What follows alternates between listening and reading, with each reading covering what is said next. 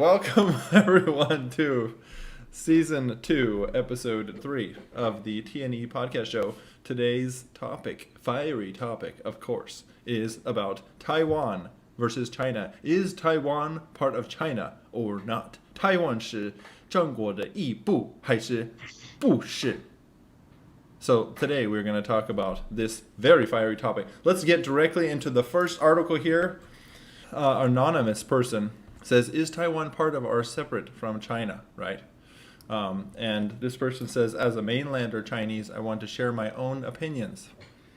He talks about his great-grandfather and his great-grandfather are CCPs, and he says he is anti-CCPs. Tong, do you believe he is anti-CCP? Well, this is actually a good one to start with because this person looks like he's not exactly on the full side of the CCP, but he wants to show exactly some of the stuff that some of the Chinese have been saying on the forums. So, pretty interesting. Agree. So let's get into what he's talking about. So basically, this guy, I'll just call him Tuzi. Tuzi, mind you, in Chinese means rabbit, because we cut right down to here, and he loves to use this rabbit graphic here from Baidu.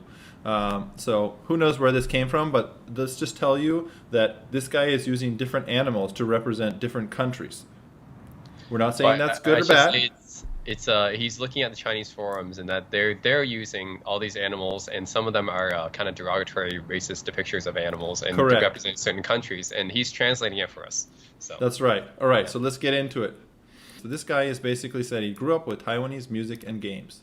He says the Xuanyuan sword is one of his favorite games. By the way, the other one is Dota. The game influenced his life, his love for country, much more than any other game. Back to his question, he says, my ideal form of China is something like the United States of China. A real democracy, not a republic that only exists on the papers. So he says that Taiwan and Tibet should have their own right to make their choices, but he doesn't know how to make it. Right? How can we do this? Mm-hmm. He says someone agrees with him. Some people agree with him. We know English is not his first language. That's fine. While a very small number of extreme nationalists may dream, very small. There's only a small number of nationalists, certainly in China. Yeah. Right? Right, Tone? Of course. I mean, that's it's not. Maybe it's not that difficult to actually find one, though. Maybe not so hard on Baidu forums. Maybe not. May dream, so this says the extreme nationalists may dream that the CCP would conquer the world one day. Look at the graphic, the map. I mean, look at that. Yeah, I think this map right here. What do you think about that map, Ethan? I think the map might have something to do with their dreams of conquering the world. How many times have you heard Chinese say China is the world's next superpower, or it's going to overtake the U.S.? Well, I mean, we've certainly heard. I mean, that's a whole nother topic. We definitely can go into that. But China is definitely aiming to be a world superpower. Back to the topic. In fact, nationalism may be at a fever pitch now. I think he's right. Probably. Something to do with all this banning. Like the Chinese aren't they banning things recently, Tong? Everything. Yeah, I mean. What are they banning recently? There's like over 50 foreign brands being banned: Nike, Adidas, H&M, like whatever have you. Like basically any national brand that has said something that pissed off the Chinese government, they boycott and ban immediately. So yes, so it is definitely in a fever pitch right now. As far as the internet is definitely pretty angry. And we already talked about the kimchi paocai thing, which is one example of that as well. That's right. That is one example of this very deep rabbit hole, so to speak. Every country has some extremists. I think you're right. There is only one China in the world. Looks like this in their eyes. Okay, I think this is, some people believe that there's a one China future in the whole world, which words are used to mean that both PRC and ROC are one China officially before. He says, I love China and Taiwan. I hope for a best solution. Okay, and then let's just preface this by this is going down a very dirty, deep rabbit hole. And the words he is using, not this guy from the article, the words that are used on these Chinese forums, on these BBS sites, are very racist. So just to warn you, we'll go into it just a little tiny snippet, and you can follow at your own leisure to see how deep the rabbit hole goes. Yep. Okay, so let's go over the first one. And it talks over just a few. We don't have to go over the That's right. Tong, let's just do the first three. I think. Go ahead, Tong. Introduce the first one.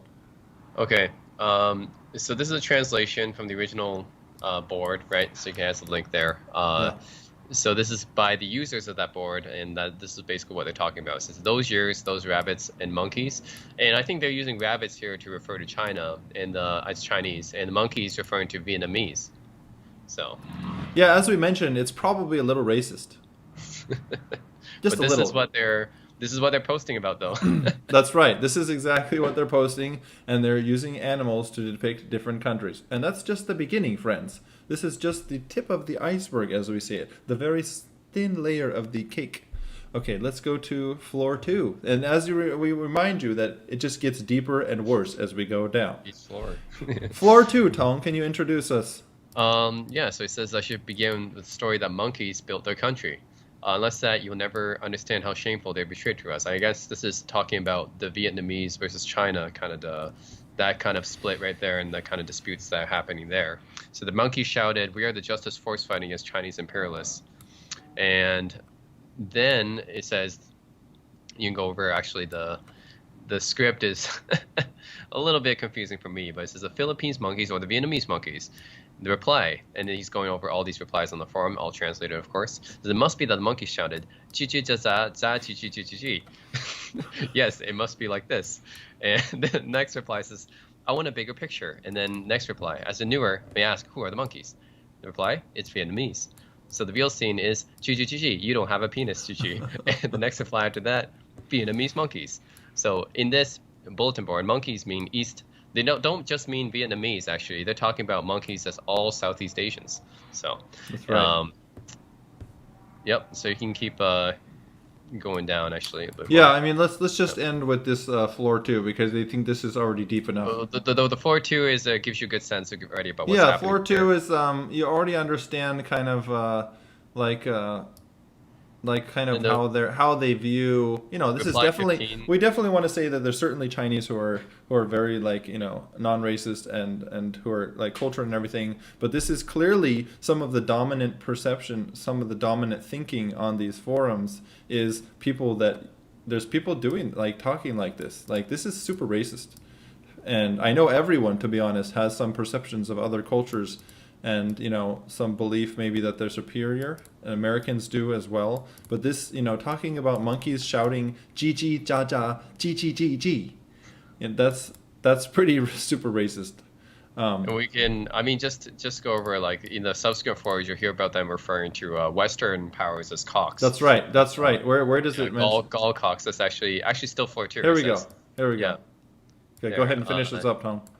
Yep. So monkeys mean Southeast Asians, right? And then actually the floor 3 says Vietnamese has been Chinese territory many times. Became a Gall cock colony in 1883. And I think what they mean by Gall cock colonies, they're referring to Gaul as maybe the ancient name of France and Europe and that. So they mean here by cocks as Westerners, Europeans, right?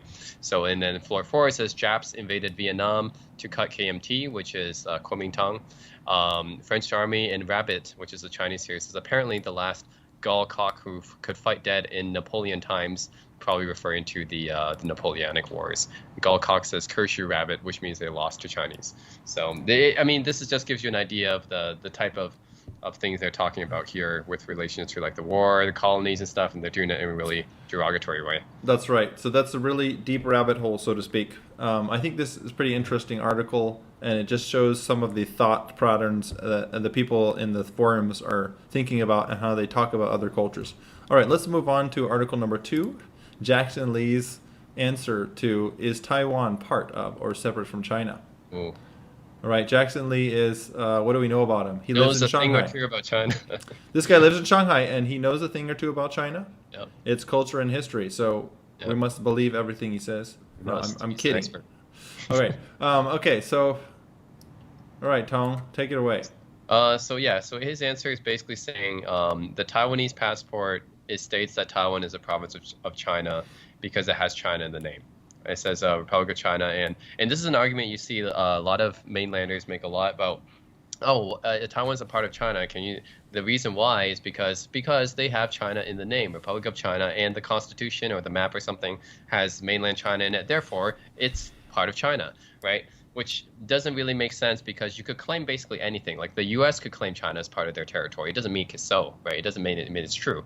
You got to look at the reality. Just because Taiwan's map or constitution or the passport or something has their name or has the territory doesn't actually make it theirs, right? You got to look at the reality. You can't just look at the name or the constitution stuff. That's right. right. I think what we want to highlight is how do we separate legitimate arguments from what these arguments that these people are using, right? I mean, just claiming that it's yours because it kind of claims that Taiwan is theirs because it's just a little chunk of their property, so to speak. Yeah, so it doesn't legitimize it. Basically, their argument is that Taiwan is a part of China because the Republic of China themselves claim the mainland as part of the Republic of China, right? Which doesn't make it any better. Their argument is basically, oh, Taiwan says China, all of China's there, so Taiwan's part of China, but it's not reflective of the reality because the reality is the Republic of China only controls that island of Taiwan, right? When mainland China is controlled by the PRC, right? That's right. I think that's the best. You just highlighted the best argument we have against. I mean, all these arguments to me are not very legitimate, and I can refute all of them. This is the argument that's commonly made, but it doesn't make sense because it's not equal to reality. So right. That's a response to that answer. Good points. Is there anything else we want to highlight on here? They show the two passports, of course, talking about ROC controlling. No, I think this one's we already talked about it. I think we can go on to the next answer. Let's move on to our third favorite. We have a recurring character. We call her the Chinese Santa, also known as Spring Zhang. Spring Zhang. Zhang. We really like her beautiful. I don't know where she must like Santa, right? She must like Christmas. And she studied at colleges and universities. That makes her an expert. She must be an expert. We don't even know which colleges and universities, Tom, but she must be an expert. She studied at them. I mean, it would be nice if you say which colleges you went to legitimize your position on something. We recommend you to list which colleges you went to and not make it up. Because if you make it up, people will find out. And then it kind of delegitimizes your argument. So keep it real. All right, Tom, let's talk about is Taiwan part or separate from China? Spring Zhang. Taiwan was a part of China, that's for sure. All right, this is probably my favorite article. Tom, what do you think? Yep, this is one of my favorite answers because it kind of highlights exactly what most mainland Chinese think. And you can see the top first paragraph quotes the 1992 consensus signed by mainland Taiwan. And that's one of the things is like mainland Chinese think Taiwan is part of China based on just this legal written paper stuff with the United Nations or like with all these documents and treaties they signed. But, it doesn't really mean much, right? It doesn't reflect reality. So says China has different meanings. Of course, it's another one of those confusing things. You want to talk about what is China? Is it mainland China? Is it China plus Taiwan? Is the whole Sinosphere? It's including Hong Kong, right? Like this is again one of those. But when people referring to Taiwan and China, they usually mean Taiwan as what the Republic of China controls, and China is what the PRC controls, right? So this is one of those arguments I don't care too much about because it's a naming thing. So it's not very relevant here. And Chinese apparently think it's very relevant, but I don't think it's very relevant. Let's skip. I know there's a part at the end paragraph that we wanted to mention. Yes. Let's see. Okay, let's just read. I'm just going to read this out. As a mainlander, she says, I totally understand the reason Taiwanese people think they are from Taiwan, not from China. I will not feel frustrated if Taiwanese people tell me they are from Taiwan. Somehow I don't believe this, Spring Zhang. Nor will I try to argue with them on this issue. This whole article is basically an argument. So she kind of nullifies her statement here, to be honest. Emotionally, mainlanders think Taiwan is still a part of China. Yes, they are very emotional about it. And Taiwanese think Taiwan is an independent country. Both sides are extremely emotional. Everyone knows this. However, this problem has never been... That would be an emotional issue. Hold on. This problem has never been an emotional issue, but a political and historical issue, Tom. Let's just get this out in the open and say this is not an emotional issue. It can't be. Okay, I admit that Taiwan is now out of control of PRC now. Actually, for a very long time, yes, has been. So it is pretty reasonable for Taiwanese people to think that they have no relationship with China, especially the young generation. I don't know what will happen next, but I believe that we will find a way to solve the problem. Yes, I hope that you do find a way to solve the problem without crazy amount of Chinese military force extended into Taiwan. So something I actually want to highlight about this answer and the next answer after is they talk about the UN a lot, and they say, oh, Taiwan is not a country or not independent because it doesn't have a seat in the UN.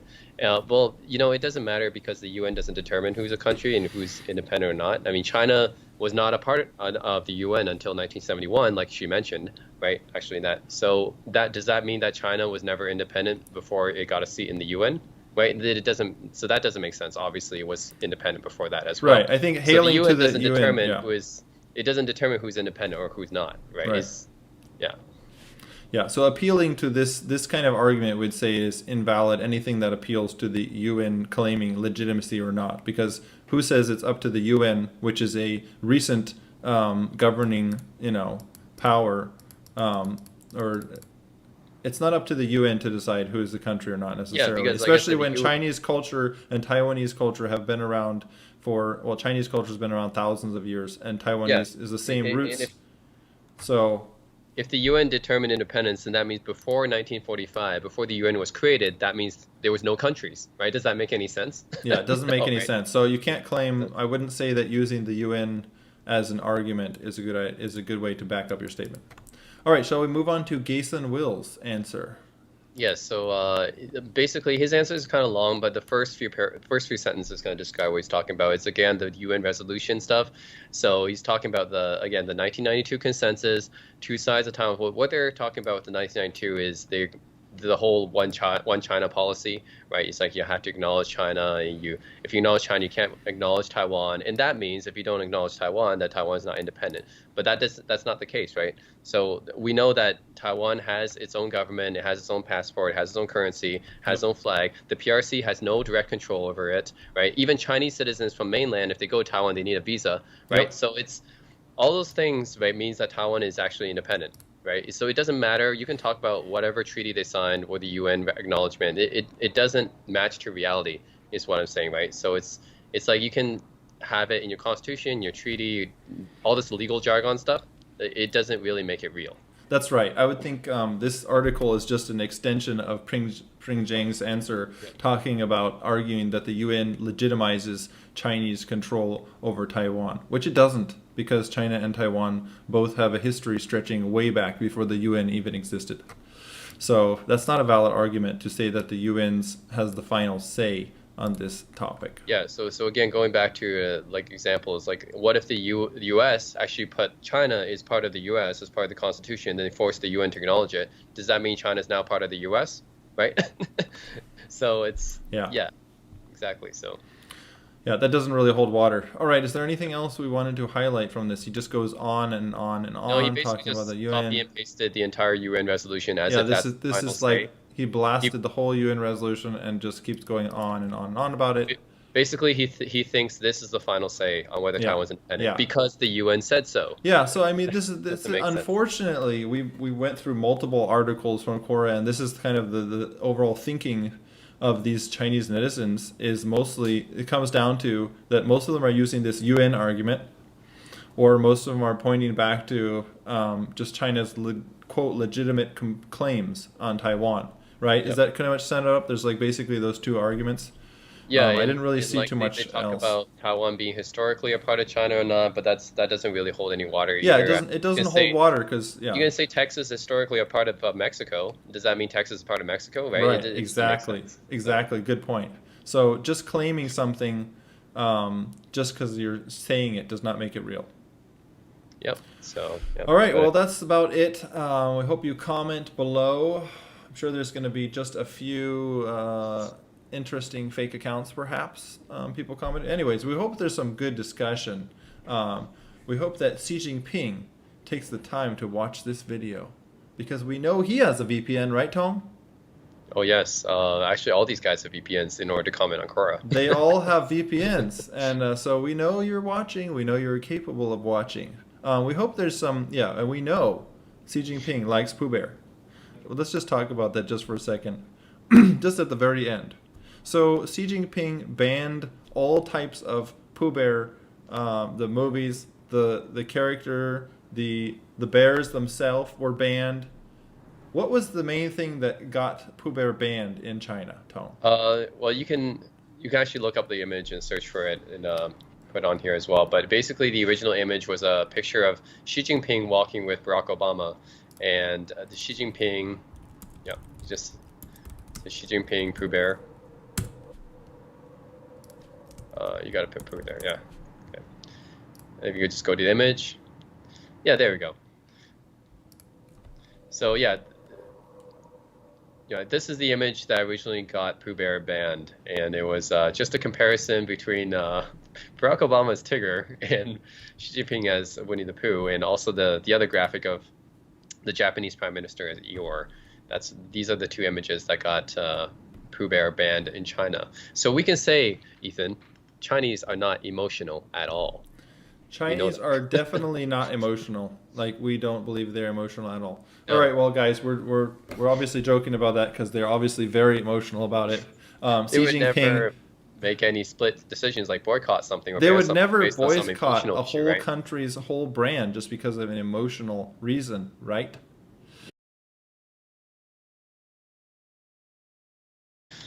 So Ethan, since there's a lot of news going on about China invading Taiwan, we're wondering why did they need to invade Taiwan if Taiwan is supposedly already part of China? That's right. That is the question, is why is this invasion of Taiwan such a big, hot topic and big deal if technically Taiwan is already part of China? Why is China pushing it so hard?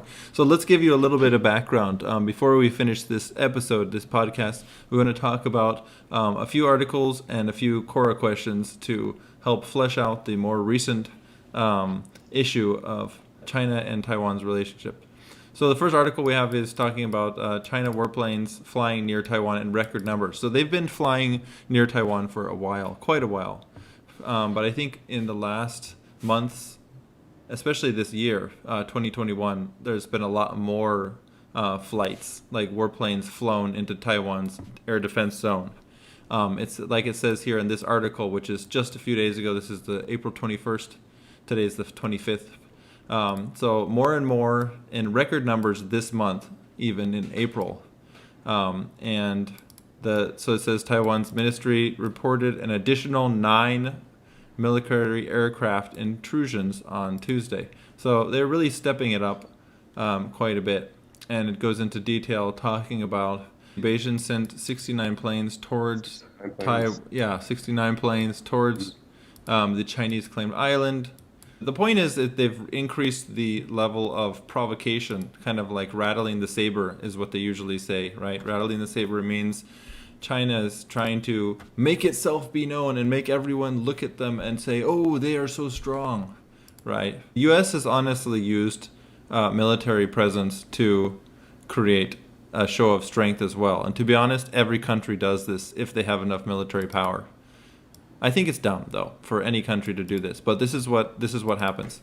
Also, to give some background, just like Trump did, I mean, on presidents before Biden and Trump, Biden is also going to sell some arms, sell some weapons, and probably some, I don't know, planes and other type of. They're going to sell some self-propelled artillery, and a deal expected to be fulfilled within 3 years. This has been pretty commonly going on for years now, and also pisses off China because China, of course, hates Taiwan having any military strength at all. Yep. Chong, what do you think about this article? Yeah, I mean, it's pretty common with what you've seen. I mean, every successive administration we want to back Taiwan, and it's become more of a deal recently because of the kind of relationships that China and the U.S. has had, which has been more aggressive lately. So yeah, I mean, let's take a look actually at what Chinese people think. I think we have a few answers. Yes. What the military buildups and stuff. So. Yes. Potential invasions. Let's get into the first Quora article. Tong, lead us in. Okay, so this is one of the core questions, very popular.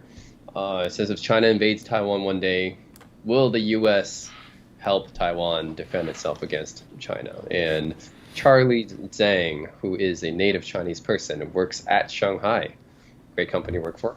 Yeah. And he says in the answer here, it's not quite accurate to use the word invade to describe mainland China, because actually the Chinese Civil War has never ended. No peace agreement or documents have ever been signed, which, I mean, if you want to talk about something that's some kind of equivalent to this, that's like South Korea saying, oh, we can go to North Korea anytime because actually no peace treaty has ever been signed. It's just a ceasefire. No armistice has ever been signed. So that means Korea's still in the Civil War, right? But thing is, if you talk to Chinese about it, they would probably say, oh, South Korea is invading North Korea, or North Korea invaded South Korea. But for Taiwan, right, even though it's the exact same thing, it's not invasion, it's a civil war because they actually, own Taiwan, right, quote unquote. So we can see that China does not attack Taiwan. It's considered part of an unfinished civil war, right? So it's like it's like the Confederate United States, basically. So, Yes. and then he goes into this scenario. Basically, he talks about the U.S. troops. The U.S. He doesn't think that the U.S. military will intervene because the intervention is costly. Benefit is not enough. U.S. do not hold a moral advantage. So, Do you think the U.S. cares that it's costly to protect Taiwan? well, you got to think about what do they actually gain by losing Taiwan. So I would say, No, what do they lose? What's the U.S. lose, basically, if they lose Taiwan? Remember, I saw a graphic recently. I don't have the picture in front of me, but the Taiwan Strait is the economic trade highway into India and a lot of the countries in... Basically, it's a massive trade highway. Now, as you've probably seen in articles, if you guys have been watching the news and stuff, but basically China takes these small little islands, basically sometimes just a rock, and they'll build up a whole island out of the sea by pouring sand in and pouring material in, and then just basically claim that it's theirs and start building military bases on that freaking island, and they just start building up these pseudo military bases everywhere in this area yeah, to... be surprised by that. But I think right now the thing is the U.S. actually has trades way more with China than with Taiwan. So I think true. out of the two, if you don't want to piss one of them off, probably China's the worst one to piss off just because it's bigger and then you do more trade with them. But then again, China also incurs a cost, right, if they invade, because they'll get condemned by the international community if they do that. So at the end, he says, finally, as a Chinese mainlander, I don't think there will ever be a war, but Chinese always choose the least costly action and as embodying the art of war. So to solve the Taiwan problem, China has other choices. We don't know what those other choices are, but let's just leave it at that. What exactly are these other choices? Who knows? Yeah. The U.S. has been supporting Taiwan. It's the Taiwan Relations Act, where the U.S. promised to provide Taiwan with the adequate military means to defend itself. Although no promises were made to guarantee the U.S. defense of China, previous U.S. interventions during the first, second, and third Taiwan Strait crisis have stood as a strong warning to China. So basically, it's in the U.S.'s best interest, before we get into the second article, it's in the U.S. best interest to keep this balance of power. And if China takes over completely, then they're on a path to, like, basically worldwide domination is what they want. Yeah, although I think neither party will really gain much from it. They'll probably just lose. It's kind of like a lose-lose thing. So they prefer to keep the status quo. It's kind of like how North Korea is right now. Like, no one wants to do anything because if they do something, it's actually worse for everyone else. So it's kind of like this situation where it's just kind of better the way it is right now. So I think the other thing to mention, or just go into the next article.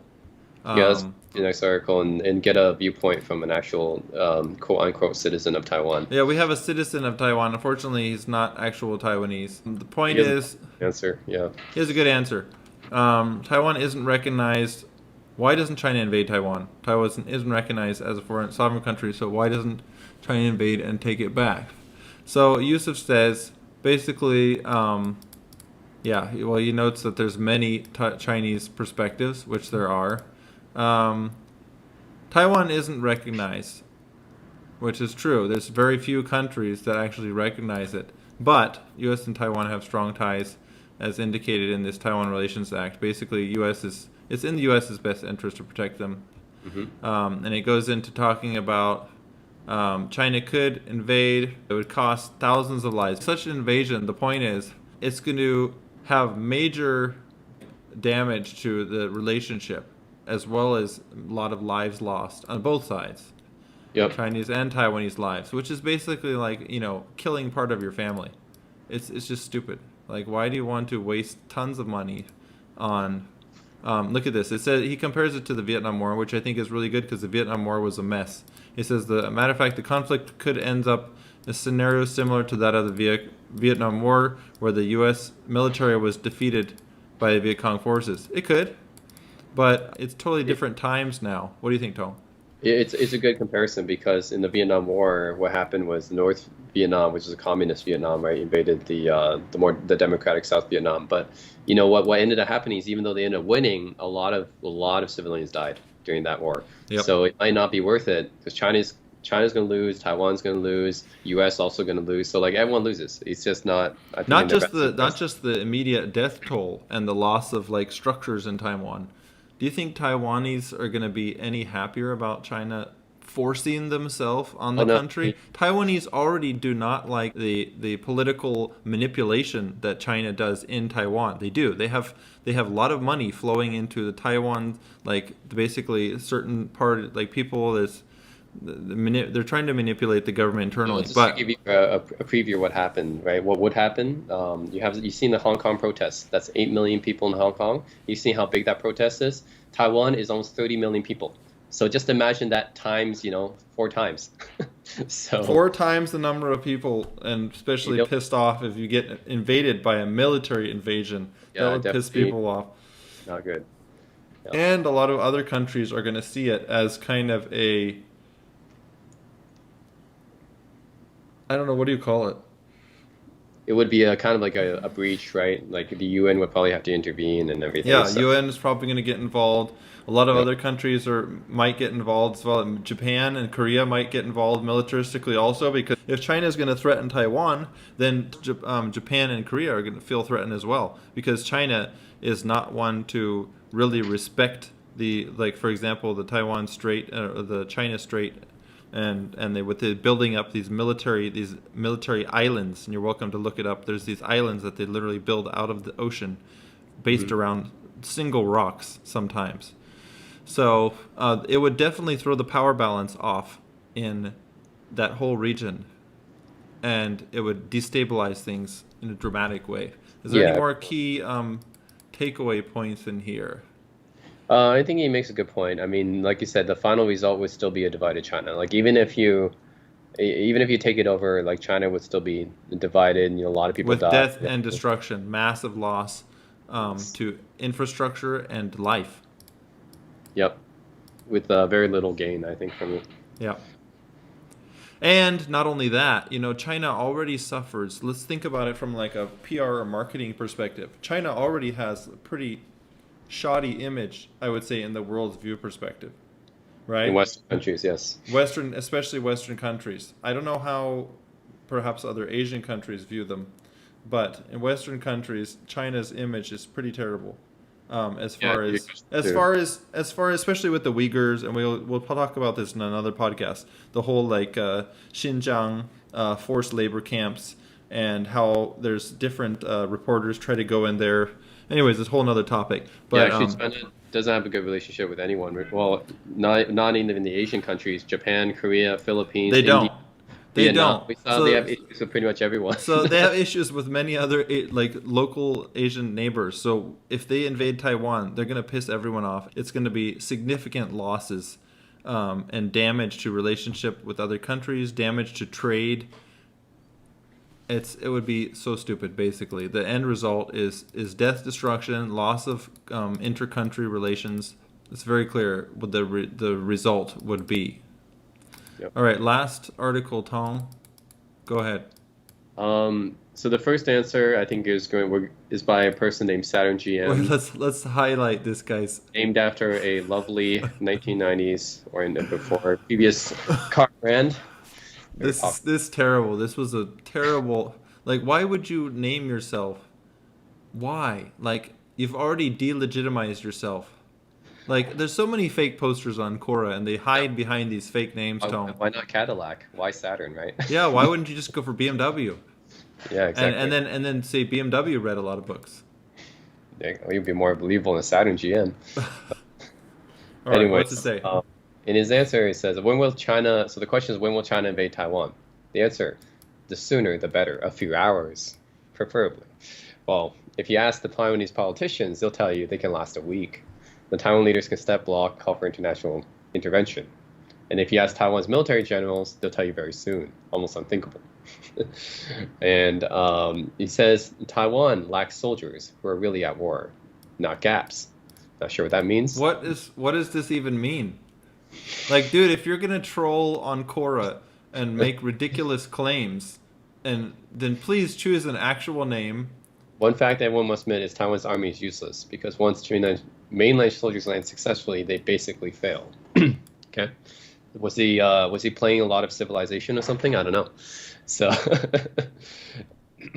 Air Force and Navy are useful, but these types are technical. And then it says, Taiwan's training time for reservists is too short. Military power is not low in the world. Okay, ranking within top, but that's weird because he said Taiwan didn't have a military. Now he says military power is not low in the world, ranking within 20, but the world does not rank. The U.S. military standard is the sum of the top 10. That's correct. While China is nearly 20 times that of Taiwan's, probably, because they have a billion people. So how do you fight this? Best way is to join mutual defense organizations such as NATO, but the NATO is North American, right? That's part of the name. But they do have that defense treaty, right? As we saw before. So what he's talking about is what would happen if China invaded Chinese mainland, a wave of drones led by fighter jets to attack Taiwan. I'm sure he's really predicting the future here. So Taiwan's radar can identify real fighters. The mainland can launch missiles based on radar signals, and Taiwan becomes blind. China mainland will immediately launch missiles to attack the airport. So this guy apparently knows a lot about what's going to happen in the future. So if the plane can't take off, there's no air advantage, no air support. Navy has no advantage. He's talking about theoretical, right? Chinese war. The process is very fast to Taiwan's young people the night before still have a good night's sleep. Woke up to the war. The Taiwan Sea is over. Oh, what is this saying? Where is saying this? The process is very fast. The process, not invasion, it's a process. Fast to Taiwan's young people. It's just like a shot. It's just like an email young, right? You just take care of the Taiwan problem just like a shot. The Taiwanese problem, just like a shot. It's a process, right? So they're always treating them and speaking in condescending manner. They do to everyone pretty much. So yes, the night before still have a good night's sleep, but woke up to the war in the Taiwan Sea is over. It's like a traumatic ending to a book. You can go down to the end a little bit more. Yeah. So you notice he doesn't mention any intervention by any other country, which there definitely would be. He's assuming that Taiwan is all by itself, which is totally not true. U.S. would step in here. U.S. has massive military, like naval presence. They have fighter jets that they could scramble and send in. He doesn't mention the U.S. military presence. He doesn't mention Japan coming in to help as well, which would probably happen as well because Japan has strong ties to Taiwan. The bottom, he talks about the U.S. now. He says, United States is unlikely to sell Taiwan 2 advanced weapons. On the other hand, in order Chinese mainland to take care of the mood, whatever that means. On the other hand, the U.S. knows that Taiwan will eventually return. The U.S. is worried that China stole secrets. And then look at that one after. How can Americans trust a yellow country? Then that's an interesting one. Like, how can a Chinese person say this? They're being racist to their own country. Well, apparently that's part of their country, so they're actually insulting their own people. This doesn't make sense, man. So whenever they insult Taiwanese, that's actually their own people because that's part of their country. Same thing with Hong Kong, by the way. So many of the weapons Taiwan buys are useless. Really, so spending millions of dollars, these high-tech military like artillery and weapons and planes Taiwan buys from the U.S. are useless? That's total lies. Like, they may not get the latest type of planes, but they are very high-tech. And, like, these are some very recent F-class fighter jets that Taiwan buys. So that's total lie. Yeah, when we saw the article about Biden. So he doesn't even back up. He just says he's just spouting nonsense. Buys are useless, and then he says Americans know that, and so do Taiwanese. So, for example, unmanned aircraft are mainly used for beheadings. What now is he talking about, like drones that are used for beheadings? Well, like, what's maybe this guy? So I think, yeah, this to me is like, what do they use for executions? Are they talking about North Korea? What do you mean unmanned aircraft used for beheadings? So he's talking about like this North Korea execution where they stick you to propeller and then like execute you that way. Does that happen in Taiwan? This article like had a few good points in the beginning, but it just went into totally ridiculous. No, it started with the sooner the better, which I already knew. Yeah, this article is not great. Okay, so our last article, we are going to talk about like Xi Jinping's thought certificate. Xi Jinping, of course, wants to show his dominance and power in China. So he created this certificate program, and it basically was added into the Red Book, right? He had his doctrine added into the Red Book, which Mao Zedong wrote. Yeah. Tong, lead us into this. So this is interesting about Xi Jinping compared to his predecessors, Hu Jintao, right, and Jiang Zemin. It's like what happened is Xi Jinping, I think, because he wants to be better than his predecessors, so he created this new thought, which he wants entered into the history books, much like Mao Zedong and Deng Xiaoping, which are, they're widely revered in China. So he wants to be part of that group. So he created this Xi Jinping thought. And not to mention, by the way, he eliminated the presidential term limits, which allows him to be president forever. Yeah, he started that, right? Xi Jinping, like when he first got into power, he immediately, wasn't that probably one of the first things he did? Probably like a few years after he eliminated the term limits. So yeah, that's another reason why he wants to be like Mao Zedong. So anyways, this is yet another thing he wants to tie himself to Mao Zedong to, is having the Xi Jinping thought, much like Mao's little red book that people had to carry back then. So now, I guess, I didn't even know this, but apparently you can take classes in Xi Jinping thought and have a master's degree in it. Why is he so excited? You can take Xi Jinping's like thought class. I know. That's on edX. And what's even more exciting is he said the instructor was none other than the distinguished Tsinghua University professor Hu Anggang, known for his close links to senior government leaders, and claims that China has already overtaken the United States as the global superpower. Who else could be better to explain the intricacies of the new era? Wow, this feels like someone who's extreme pro-China. It seems that he really wants to weigh into the Chinese government, it looks like. Hey, Kevin wants to be Xi Jinping's right-hand man. And I think so. I think Kevin's going for, look at this. He already did it. He's passing grade in Xi Jinping's thought on socialism. He's going to ace the course, he says. No, so, he was determined on it. Not that he was going to take the course, he was going to ace it. Yep. I didn't know that this guy was so pro-China. But look at down below. He says he's already well-versed, actually, in Mao Zedong thought. He spent the 2 decades studying Chinese political culture. Yep. So down there he says, I'm well-versed. He's already well-versed in Mao Zedong thought and Deng Xiaoping theory. He studied both of them in Nanjing. So you already have some background there studying Mao Zedong thought, Deng Xiaoping theory. I guess you want to complete the whole trilogy of Chinese communist dictators by studying. Why would you want to take this course and get this dogma grinded into your head? Right, that's it for this podcast. We are done, and next time, another fiery topic. All right, thanks for watching. See you guys next time. Leave a comment, subscribe, put some thoughtful insight. Please do not use your spam or bot accounts, because I'm going to delete those anyways. We want like insightful discussion. Thanks for watching. Goodbye.